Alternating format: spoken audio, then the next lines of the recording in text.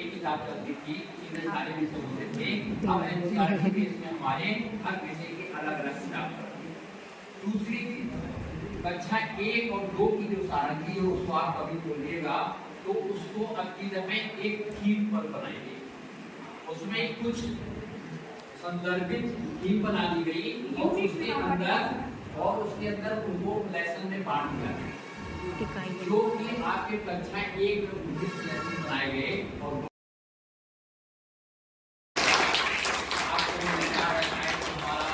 हमारे शिक्षण की मॉनिटरिंग जिले स्तर से हो, और ये रहता है कि कहीं पर अगर हम कहीं कुछ कमी कर रहे हैं तो उसको दिशा निर्देश प्राप्त हो और उसको हम लोग दूर करते हुए आपको उचित और मार्गदर्शन में प्राप्त करते हुए प्रशिक्षण की जाता है। यहाँ है कि अगर हमारे पास बहु कक्षा शिक्षण है तो उसको हम कैसे करें, ये ना हमारे बताने का विषय है और ना आपके सुनने का विषय है, ये प्रैक्टिकल का विषय है।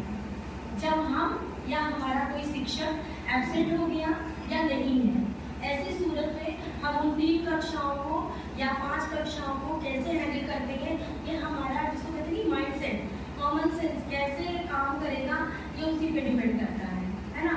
तो इसके लिए कुछ चीज़ें हमें बस ध्यान में रखनी चाहिए।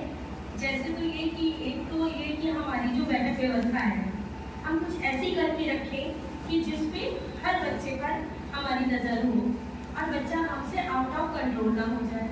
दूसरा, बड़ी क्लासेस के बच्चों में से 1-2 बच्चों को हम चुन लेंगे और उनको छोटी क्लासेस में लगा के थोड़ा सा उनसे मॉनिटरिंग या उनसे सहयोग ले लेंगे, जिससे हम बाकी की क्लासेस को भी मैनेज कर पाए।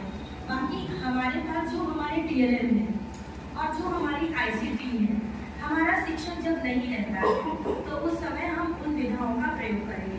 हम दीक्षा ऐप खोल देंगे एक क्लास में हमने ICT या TV के माध्यम से कोई दूसरा क्लास खोल दिया। अगर बच्चे बहुत छोटे हैं तब तो हमें अपने पास ही रखना पड़ेगा, जैसे 1 और 2।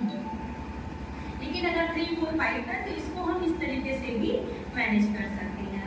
और हमें हमारी कक्षाओं के और हमारे विद्यालय के संचालन में इस समय सबसे महत्वपूर्ण बिंदु हमारा क्या है, किस पर हम लोग काम कर रहे हैं, निपुण पे हम लोग काम कर रहे हैं। तो हमारा पूरा ध्यान किस पर रहेगा, जाहिर सी बात है कि हमारे पास जो भी बच्चे आ रहे हैं उनको हमें निपुण बनाना है। बाहरिया की स्थिति पहले भी ठीक है, हमारे ERP शादी में जो भी आकलन किया या करवाया उसका जो भी रिजल्ट, सभी विद्यालय खड़े उतरेंगे और समय या समय पूर्व ही हम अपने विद्यालयों को निपुण विद्यालय घोषित कर देंगे, जिसके लिए हम आपको बाहरी क्रम से बता देते हैं। और इन सुझावों को हमारे बाहरिया में लगातार किया जा रहा है और आगे भी करते रहेंगे। और जो फीडबैक आपने दिया, और यही हमारा सत्य है, यही हमारे अध्यापक भी अपनी कक्षा में बच्चों को फीडबैक दे रहे हैं, जिसका परिणाम हमने पूर्व के वर्षों में देखा कि हमारा बाहरिया जनपद में 71 विद्यालय घोषित होते हुए नंबर 1 पर था।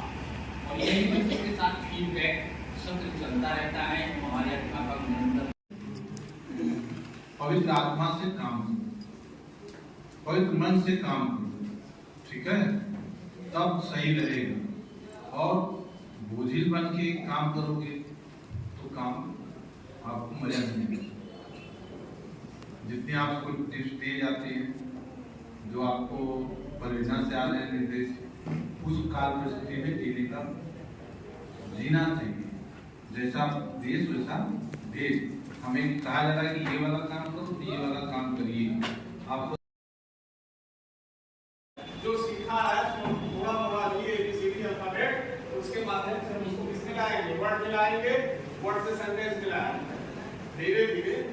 तो ये ब्रिज कोर्स का काम यही है किया है। Bridge course with the learning age between preprimary and class 1। आपका पूरा सिलेबस है, पहले एक तरह से देखा जाए, और वो सिलेबस किस चीज का है, ये सिलेबस प्री कोर्स का है भाई, ध्यान दीजिएगा, ये प्री कोर्स का है। मतलब आपकी कक्षा 1 कक्षा 2 के बच्चे के लिए नहीं कि कक्षा 1 के बच्चे को आपको सिखाना है, कक्षा 2 के बच्चे को सिखाना है, ऐसा नहीं है।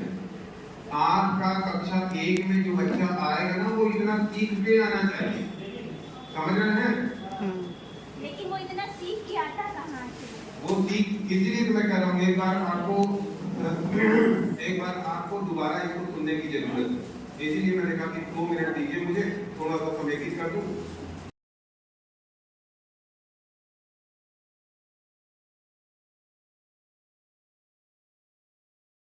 का निकुल लक्ष्य ही है अकादमिक योजना, और इसमें मिला हुआ है संदर्शिका, कार्य पुस्तिका, पाठ्य पुस्तक,